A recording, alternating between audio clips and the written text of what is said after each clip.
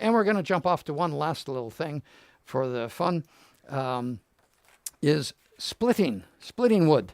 Because a lot of people are using wood heating, even though Montreal is in the process of banning it, but many people have a country place or areas where you can do it.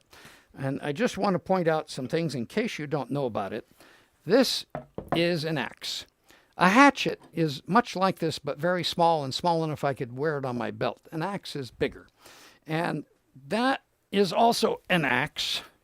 And I want to point out the difference between these two. You can see right on the camera. This is very narrow and slim, and it's used for cutting wood, so you can actually chop in without getting stuck. This one flares out right away, and it's used for splitting wood. And it has like 8-pound head, and you can actually use the sledgehammer end here if you're driving wedges into a piece of wood. Now, I recently had the pleasure of using one from Fiskar that is a combination of the two. It's very narrow here, extremely sharp. I'm surprised how good sharp it is and how well it's holding its edge.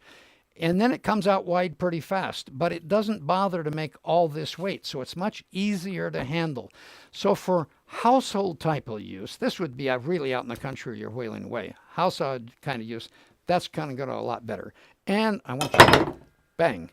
And I want to jump in here and show you, if you're getting too old to swing these things, there are other possibilities. Now, let me just see if I can get this so it shows up bigger.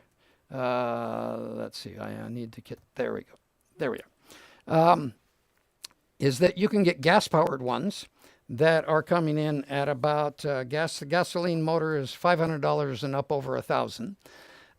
What this is that, well, you can see it better over here in the electric version. Here's the wedge. This is like the axe head, the tapered head, and there's a block on the other end, and this wedge is powered back. So you just put the block in, push the button, or step on a foot pedal, and it slides through and splits your wood. I mean, that's good for old folks like me. Now, here's a hand version, but it's hydraulic, and you just move this handle back and forth, and it does the same thing. And this is the one I still have because I'm so cheap. This one, well, actually the hydraulic one was only about $150. This one runs already $120.